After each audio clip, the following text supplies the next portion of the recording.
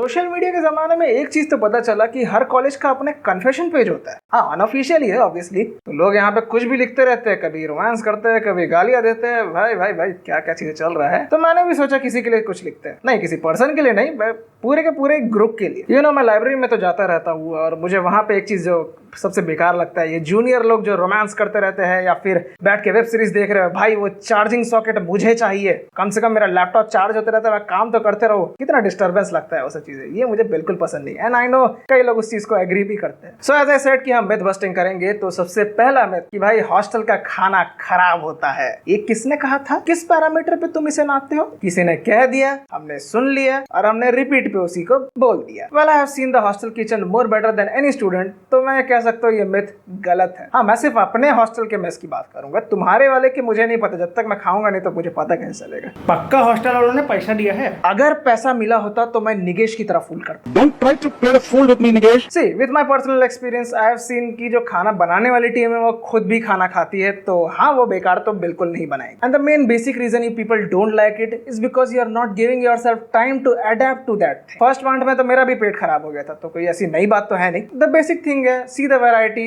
analyze what thing is good for you. Do not think about the food while eating. Just go on and do not be vulnerable कि भाई मैं ये नहीं कर पाऊंगा, ये नहीं चलेगा, वो नहीं खाऊंगा, blah blah blah blah blah. तो southern region is famous for its fermented food like idli and dosa. तो वहीं नॉर्थ इंडियन फेमस है अपने फ्राइड फूड के लिए। तो ऑब्वियसली बात है मेस वाले छोले भटूरे तो उतना अच्छा नहीं बना पाते। तो मैं भटूरे खाता भी कौन सा, मैं तो बस छोले खाता हूँ। But nothing is wrong in that. In this 3 years of hostel life, something which I like a lot is rasam, highly diluted soup made of lentil and tamarind, sometimes tomatoes. भाई इसे तो मैंने अपने घर के डिश में भी add कर दिया because it is way more better than packed instant soup. And many of you have gut health issues. Every weekend I can see people bringing pizza and other stuff. लेकिन normal देखते तुम्हारी हालत band हो जाती है। I also learned कि coconut oil में भी कुकिंग होती है। तो ये घास फूस टाइप का क्या बनाया था पता नहीं, पर खाने में तो अच्छा लगा। वर्थ इट था trying. Cleanliness is something which I cannot assure from my side. वो तुम यहाँ खुद आके देखोगे तो तुम्हें समझ में आएगा। But something that was more fascinating which I saw was the solar panel installed for cooking. अब यही सोचोगे होता कैसा होगा, तो I can recommend you national geographies India's mega kitchen series. इसमें शिरडी के वीडियो में जाना तो तुम देखोगे बहुत बड़े बड़े पैनल्स इंस्टॉल करते हैं, मिरर्स इंस्टॉल करते हैं। हम पाइपिंग सिस्टम में पानी पास करते हैं, उसे इतना ज्यादा हीट करते हैं कि स्टीम रिलीज करे और स्टीम के थ्रू कुकिंग करते हैं। काफी इंटरेस्टिंग तरीका है खाना बनाने का। इससे हम एलपीजी का यूज को रिड्यूस करते हैं। ये चीज काफी ज्यादा इंटरेस्टिंग लगी कि हमारे यहाँ भी इसे इंस्टॉल किया गया है। अब ऑब्वियसली बात है this can not be done 100% perfectly, लेकिन this reduces the use of LPG which is very good. So rather than hating, start understanding the stuff. हर चीज घर के खाने जैसा तो अच्छा नहीं बन सकता। Another myth is the language issue. खैर मिथ नहीं है, रियलिटी है। Recently Bangalore people started hating north Indians for no reason. पता नहीं क्या शुरू हो गया है कि भाई north east are forcing us to speak Hindi,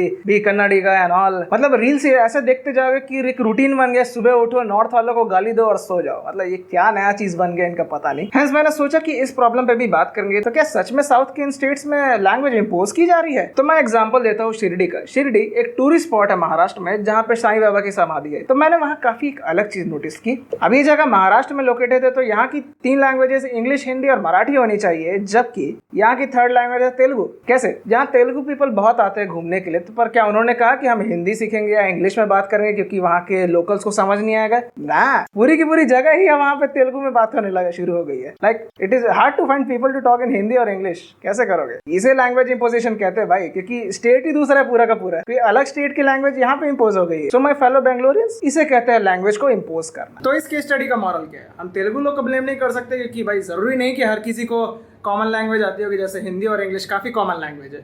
और रही बात मराठी, लोगों ने इसमें प्रॉफिट भी ढूंढ लिया कि भाई लोग आ रहे हैं, घूम रहे हैं, टूरिज्म बढ़ रहा है, तो भाई उन्हें कोई प्रॉब्लम नहीं उस चीज़ से।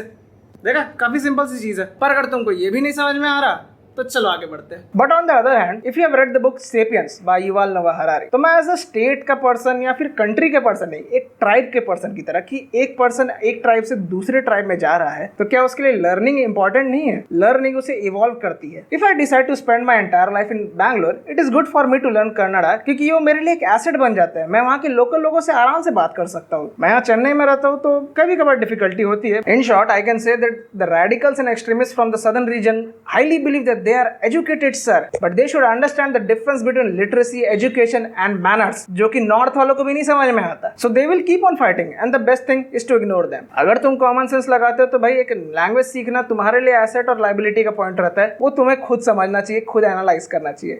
भैया अण्णा ನಮ್ಮ फैमिली था ना।